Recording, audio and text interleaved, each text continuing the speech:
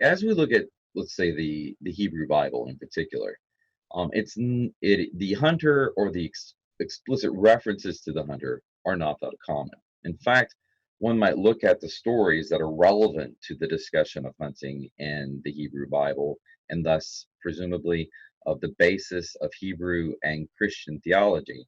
You start with creation, Mm. the two creation stories that begin in Genesis, Hmm. go through, of course, the story of early human society, early human interaction, the building of cities, of course, then the destruction of humanity or near destruction Right. by way of flood, Right. kind of new creation by way of Noah with the Noah covenant that results of it. And then one moves, of course, into the story of Abraham and thus the patriarchs. It ends then with Joseph. The story then of hunting within that first book of the Pentateuch is where we find most of our hunters, the explicit hunters, explicitly referenced hunters. Most notably, of course, we've got Esau, Yeah. Nimrod, this nebulous character, at least as I argue, and we pretty much run out of hunters real quick.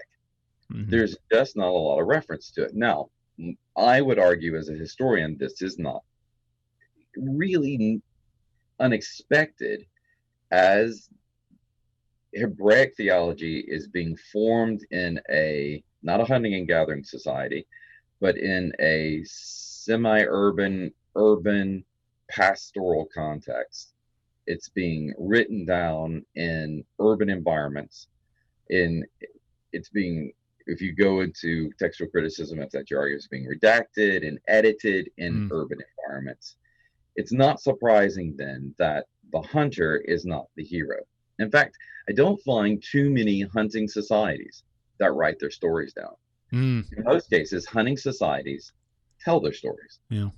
It's those solidified, founded kind of communities that, of course, are based upon sedentary lifestyles, that are based upon domestication of agriculture Yeah. or vegetation, domestication of animals, that begin to write their stories down. So in the Hebrew Bible, if we begin then with Genesis and move through, one does not encounter too many characters that are explicitly hunters. And so one has to look for clues, a bit like a revisionist, I hate to say, but looking then for the silence or looking for the hints as to where we see some type of guidance in regards to God's relationship to the animal world, our relationship by way of God's direction to the animal world and the natural world, broadly speaking, and how we are to find guidance one way or the other. Yeah. So, No, that's where would you like tremendous. to start? Would you like It's fascinating to think. I mean, even beyond the Pentateuch, we start to get into the Psalms, no doubt, and we might just read and pass right over, but there are tremendous allusions to hunting and hunting culture. There's a presupposition that the audience will know what they're talking about. Snares, nets, falling into the pit, all of these illustrations, especially where David is talking about his enemies pursuing him. He's using hunting constructs, hunting metaphors to describe how they're after him. And of course, as you mentioned, in the book and in other places, God is depicted as the greatest hunter. He's often categorized and described as one who hunts down. He's the hunter of souls in one way. one of uh, one of the in relationship to the question, one of the most intriguing chapters is one written by Kenneth Bass. Mm-hmm. Bass is a friend of mine, and I'll tell you also a hunting partner. Yeah. And but Bass was addresses the question of where does a hunter show up other than these major explicit kind of narratives Yeah.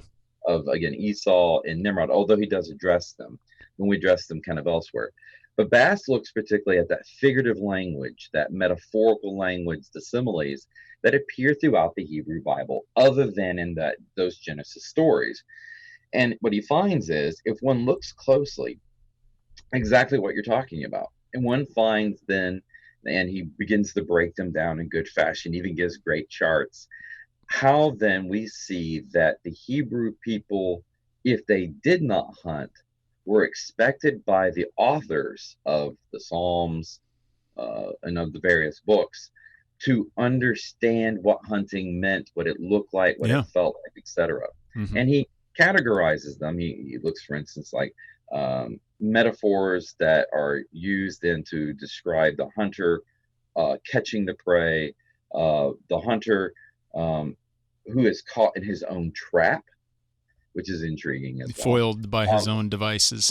exactly. Yeah. So, and what we find throughout the Hebrew scriptures is that the authors assumed, whether they were urban based or not, that there was at least some kind of contact for hundreds of years in the composition of these texts with hunting culture, that they knew what it meant like and what it meant, what it involved.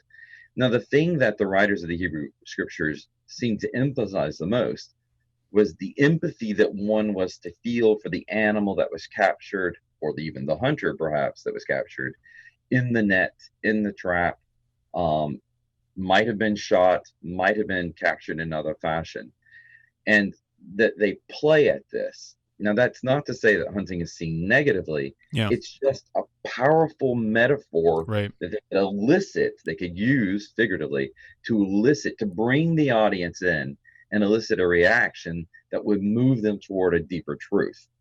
But you don't use an example that you think the audience won't get. And For sure. therefore, the argument is that while we don't see a lot of examples of hunting, what we can find if we look at the next level is that hunting is there and that we get are descriptions of interactions between humanity and animals and how even God is the greatest hunter. Yeah. God is the one who hunts us. Hmm. God is the one who hunts us like a lion. God is the one who uses snares. Mm. And even God accepts the death of animals. Like, for Mm. instance, right, the father sees the sparrow that falls. The reason the sparrow fell is because a market hunter captured said sparrow Right. and sold it in the market. Right. But God didn't stop the hunter from taking the sparrow, but God saw. Just like God saw Nimrod, who was a mighty hunter before Yahweh. Yeah. So there's this depth that one has to mine beyond the superficial. I hate to say that, beyond the obvious. Yeah. There's a lot to be explored in the Hebrew Bible and even the New Testament.